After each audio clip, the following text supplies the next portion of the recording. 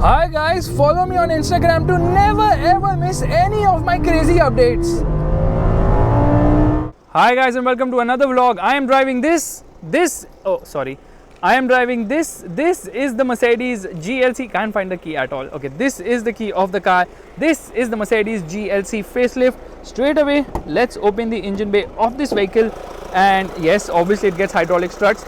The car is only done 1000 kilometers, but the engine bay seems extremely dirty right now. Maybe I drove it a bit off-road as well. There's insulation right there. The motor is actually quite noisy right here. However, inside you can barely hear anything at all. So there are revisions at the front. Of course, you get this beautiful Mercedes logo. You get this big fat Mercedes logo as well, and you get this artificial skid plates too. But you know, this thing is covered in chrome. You've got front parking sensors. The lights have been revised as well, and the lights are absolutely beautiful. Just look at them. These are LED lights, DRLs, and the car does look fresh now thanks to the update. However, you know, this looks more of a crossover or a jacked up estate car than an outright SUV. But now Mercedes has actually gone one up on the tire size. So the tire size on this car happens to be a 19-incher. Earlier it used to run on an 18-incher. 235, 55, 19 is the size of the tires, and I love the wheels on the car. They look really nice, and you can see suspension components as well. Now you've got this body side molding. You've got a side footstep as well, and from the side, like I was telling you earlier, it doesn't really have the SUV presence as such, but still it's a very attractive looking car nonetheless. And around the window line, obviously you get the chrome treatment. Coming to the rear, there is again that, you know, artificial skid plate treatment along with chrome surrounds, and the exhaust. Yeah, it has got dual exhaust, but these are not functional exhaust. I can move my hand there because it is actually an empty place. Same is the case on the other side as well. Yeah, I don't know why Mercedes does so many fake exhausts, but that is for the aesthetic appeal.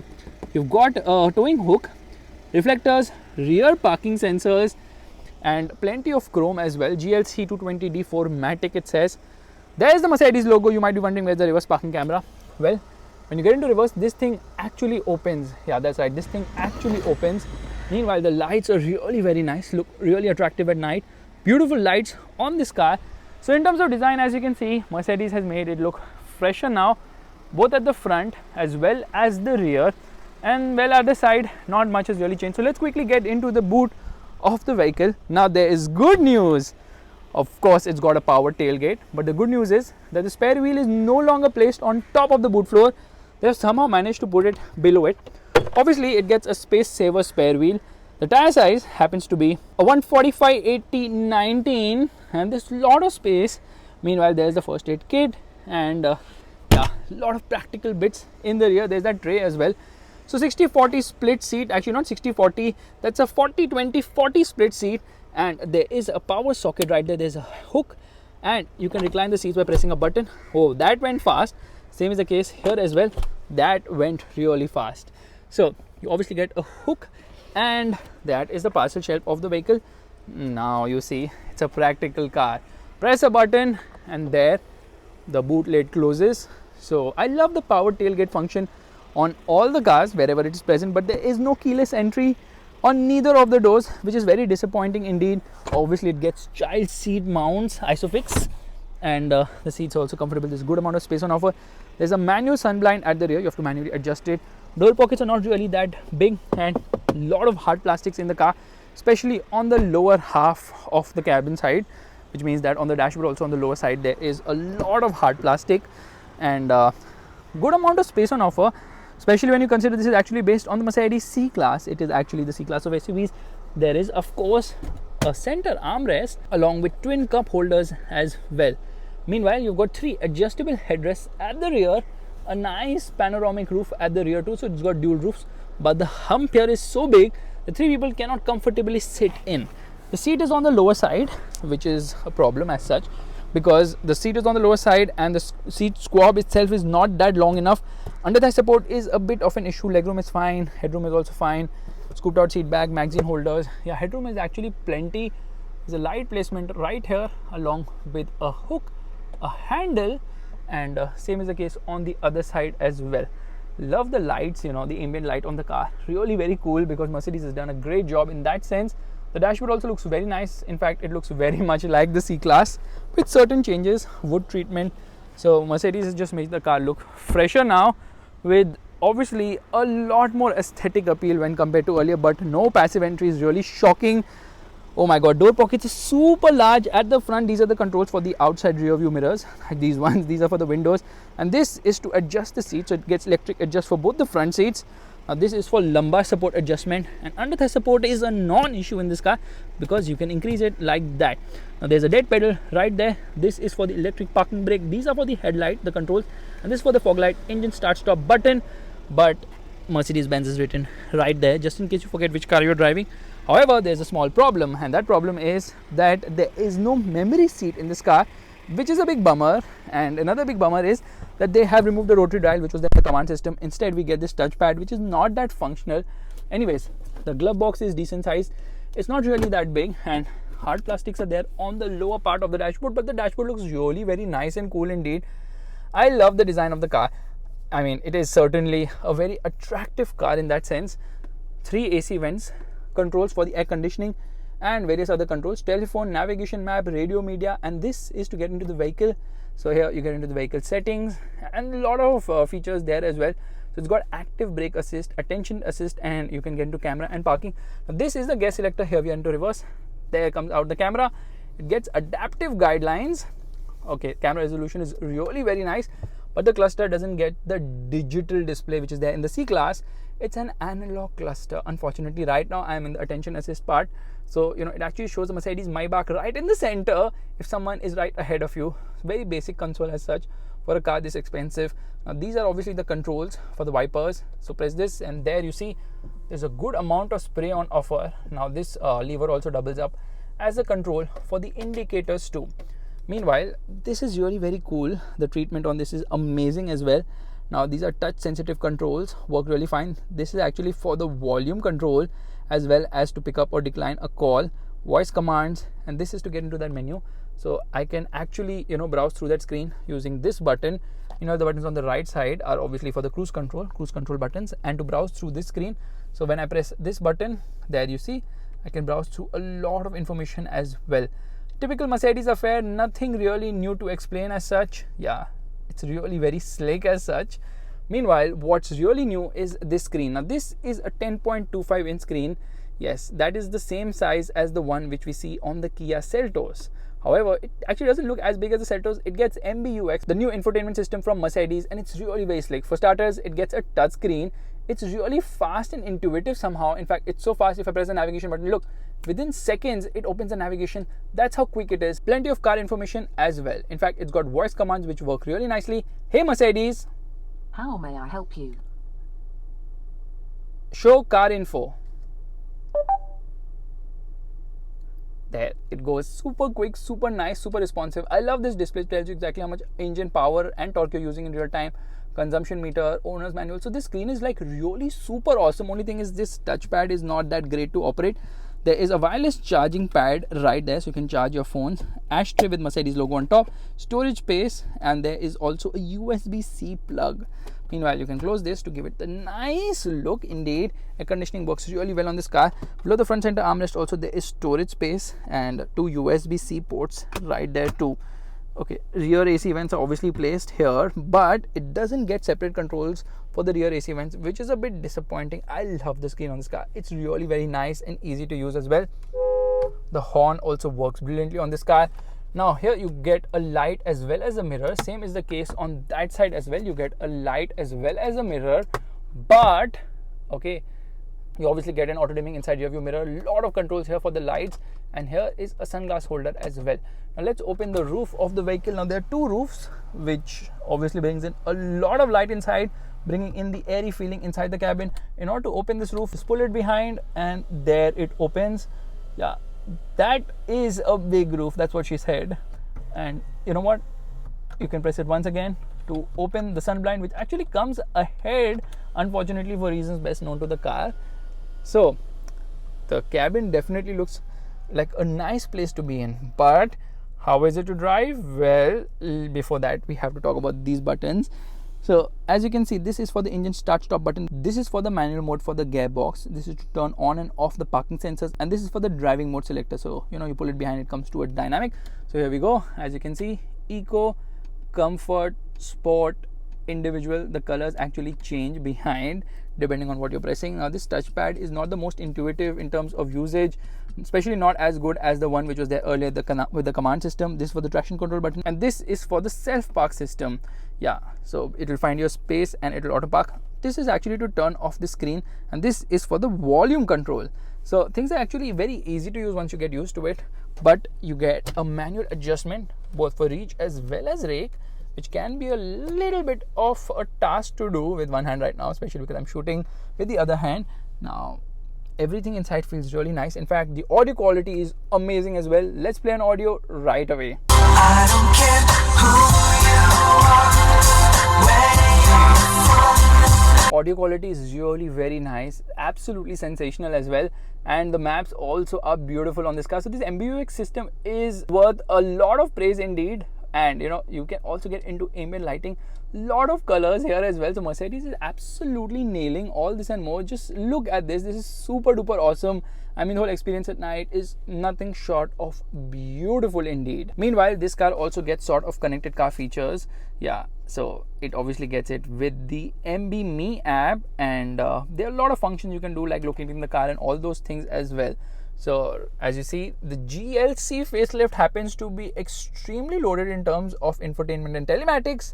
How is it to drive? Well, let's get going right away.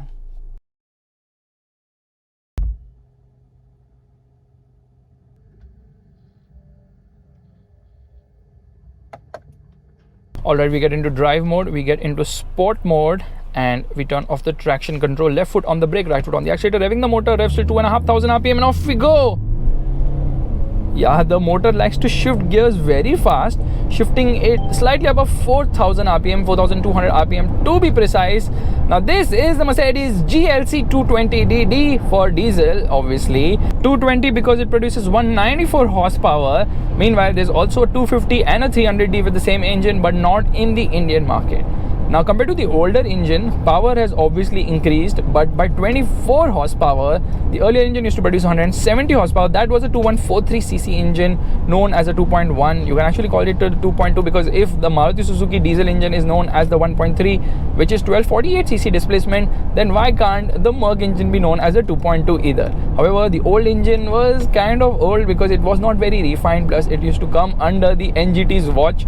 This one is free from NGT's threats because this is 1950cc, 4-cylinder, produces 194 horsepower and the same 400 Newton meters of torque as the older engine. But that 400 Newton meters of torque comes in at 1600 RPM and peaks all the way at 2800 RPM. As expected, performance is nice and slick, and for a 4-cylinder engine with just 194 horsepower, 0 to 100 kilometers per hour comes briskly in just 7.9 seconds. Now obviously that is claim timing. In the real world it should take around 8.4 seconds, but that's still pretty quick for a 4-cylinder diesel engine. As you can feel, the engine is extremely smooth, very refined indeed, and that's where it has a big advantage over the older 2.1 or 2.2 liter unit. The refinement levels is stellar. You can barely hear anything inside the cabin. In fact, Mercedes has done a great job with making this motor very linear in terms of performance. So it's smooth, it's refined, and it's extremely linear as well. The older engine used to have a kick in the pants feel around 2000 RPM when the turbo used to spool up. In this, it doesn't happen that way. It's just linear throughout. Yes, there's some lag lower down, but once the turbo spools up, it's not going to give you a jolt and wake you up and be like, you know what, I have kicked in yo. It just is so smooth and refined, but it's not a very fast revving motor either. And red lines around 4,500 RPM or rather 4,200 RPM at some times. Here, let me take manual control of things. Again, this 9-speed gearbox is not the fastest around. It's a torque converter unit, but doesn't seem to be urgent in any way. So the car is clearly aimed at comfort, refinement, and smoothness over, being fast. And in sport mode, it sometimes tries to be too aggressive. The gearbox can get confused if you try to accelerate too hard. So it is not the most decisive in that sense, but drive it smoothly and the gearbox does perform brilliantly well as well.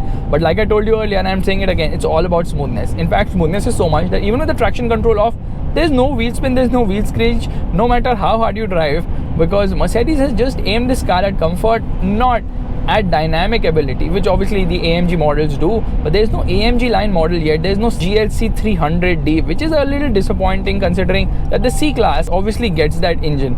Now there's this nice safety feature. If you come close to something, it will actually show a triangle around the speedometer to tell you that, you know what, you need to apply brakes.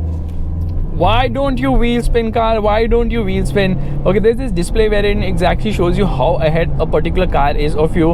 And guess what? You know, there was a Swift right in front of me. Rather than showing me a Swift, it's showing me a Mercedes Maybach there in that instrument cluster to tell me that, okay, that car is moving ahead and out of your sight. So really cool safety feature and attention to detail in this vehicle. Now the ride quality of the GLC has always been nice. Now Mercedes has taken the brave move of actually, you know, increasing the tire size one up. This runs on 19-inch wheels. However, in spite of the 19-inch tires, the sidewall is still decent sized, like the profile is 55, which means that ride quality hasn't suffered. In fact, ride quality is really very nice. It's very mature in that sense that, you know, even on expansion joints, it doesn't rattle at all. It just glides through. Very good suspension on this vehicle. Absolutely stunning indeed. And in spite of all this, you know, they've actually stiffened it up a bit because they've obviously gone higher on the wheels too. So, you know, it's not really compromised the ride quality of the vehicle. It continues to be brilliant. Handling is also really nice. Body roll is well contained, but there is roll. There's a good amount of roll on offer because you sit so high up. This is essentially based on the Mercedes C-Class platform because this is the C-Class of SUVs.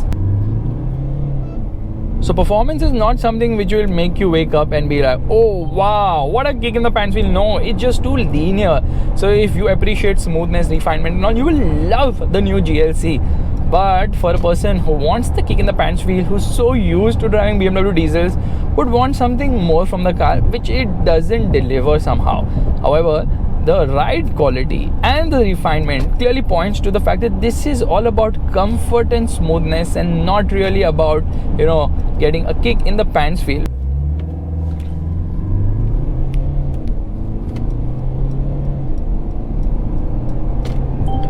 So this is a 4MATIC, which means it channels power to all wheels.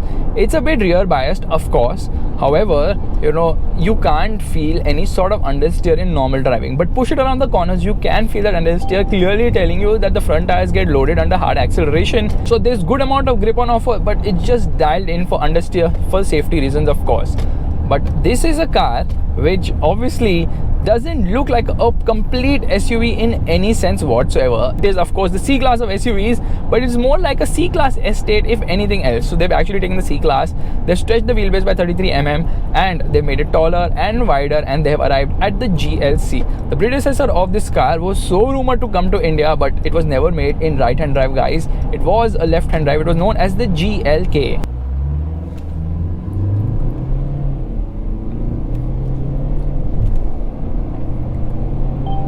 The GLC remains glued to the road at higher speeds, so high speed stability is also great. Braking performance is splendid indeed. Ride quality, like I told you, I can keep praising it again and again and again and again. And the steering is also very well weighed. In fact, it's so well weighed that you actually never feel any slack in the center position. That is the level of feel on offer from the steering wheel. What a brilliant steering wheel. Unfortunately, as much as it weighs up brilliantly well, it just doesn't have the same level of feedback you would expect. Yeah, it's not feedback rich, but it does have feel, and it's very direct and precise too. So as you can see, this Mercedes GLC is all about comfort, comfort, comfort, and even more comfort. Now there's a petrol engine on offer as well, known as the GLC 200. Unfortunately, that one doesn't have the same amount of power and torque as earlier, so they have dropped power and torque because we have the GLC 200, not the GLC 300. The GLC 300 uses the same engine with more power and torque output, coming closer to a 3-liter engine in terms of performance, but that's not the case. Why? Because Mercedes wants to get an aggressive price point for the GLC. So what they've done is they've not only given it an inferior output in terms of power and torque, they've also dropped four-wheel drives. Although equipment levels are the same between the petrol and the diesel, the price difference happens to be a staggering rupees 7 lakhs. Yeah, the petrol GLC 200 is priced at rupees 61.4 lakhs on road Mumbai. The one I'm driving right now is priced at 68.4 lakhs on road Mumbai. So as you can see, Mercedes has actually got an attractive price point for the GLC, especially the petrol. The diesel, well, it has better performance without a doubt, but as I see it, that the diesel is obviously the better choice over the petrol. It's more frugal. This one returns a fuel economy of around 14 kilometers per liter. But in a segment which has so many competitors, how do you actually place the GLC? Well, I would say that among pizzas, this is the margherita because it's tried and tested. It will never go wrong, but it doesn't feel exciting enough. Okay, now I can call it the 4 cheese margherita or the quattro formaggi, but this is no BMW X3 in terms of driving dynamics, because if you dig something which is as fun as the Beamer, well, there is no alternative in the segment. But if you're looking for comfort, luxury and definitely refinement, nothing still comes close to the Mercedes GLC. In fact, we have a big Mercedes fan right next to us. What do you think about this car? Oh, brakes are really nice. In fact, my camera fell down. You're supposed to catch the camera. I should monitor. Yes, and I should catch the camera. Yeah, you dropped the camera. Okay, fine. The brakes are good. I love this skin. You saw this. Okay, we already explained all this and more in the walk around. So what's up? Why do you like the GLC so much? I just love it. I'm telling you, from C-Class, upgrading to GLC is not an upgrade. It's just a height increase.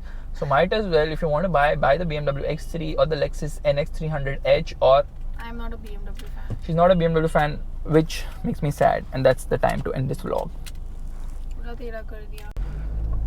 So now we are going to drive this car around the corners, and honestly you do have the C-Class feels in this vehicle because it's obviously based on the C-Class, and the C-Class is actually a very nice car to drive as well. The only thing is that this is a heavier car, weighs almost 1800 kgs, which obviously does performance to a certain extent in terms of outer acceleration. Plus you also have the C300D. Now here you notice around the corners there is body roll on offer, and in spite of traction control being turned off right now, there is no screeching. There's just so much grip on offer, which is absolutely stellar. Okay, engine has the punch to pull you out of corners hard and fast, but it's really, you know, the feedback could have been better from the steering wheel. Grip levels are stellar without a doubt, and this is actually a car which actually feels quite nice around the corners as well. Yeah, not BMW X3 levels of fun or sure-footedness, but still it's right there, if I may. Anyways, here downshifting gearbox could have been a little faster with shifts. 9-speed gearbox, that's a lot of gears for reasons best known to Mercedes-Benz. I think that helps in the efficiency of the car as well. So performance, well, the good thing is that lag is contained, which means that, you know, you don't bog down when you're trying to pull out of corners. So here, getting there, turbo boost and punches, pulls nicely, but upshift so early. That's what she said, unfortunately. So making a quick overtake, well, you just can't just stomp and go ahead. You have to plan it a bit because this is not a 6-cylinder. This is a 4-cylinder, and 4-cylinder engines, well, they don't feel as powerful, unfortunately, but hey, they also come at a cheaper cost. Now the gripe here I have is there's no adaptive suspension on offer. Globally, in most markets, adaptive suspension is actually standard on the Mercedes GLC. Anyways, let's take it a bit off-road right now. Here, ground clearance is not an issue, and let's shift the mode. Let's get into comfort, although that's not really going to change anything whatsoever, because no matter which mode you drive, the suspension remains the same. Only thing is that the steering becomes slightly lighter in comfort mode, and the engine does not really, you know, give it all it's got. But you can drive faster over bad roads because the ride quality is really very nice. We are shaking a lot. Neha is shaking so much that I can see 5 Annabelle dolls right now. Anyways, look here, so I can put the doll. Oh God. Ground clearance is not an issue, but adaptive suspension, come on. We don't get the bigger engines, we don't get adaptive suspension, and our cars are actually more costlier than abroad because of higher taxes. But I would have really appreciated if adaptive suspension was offered.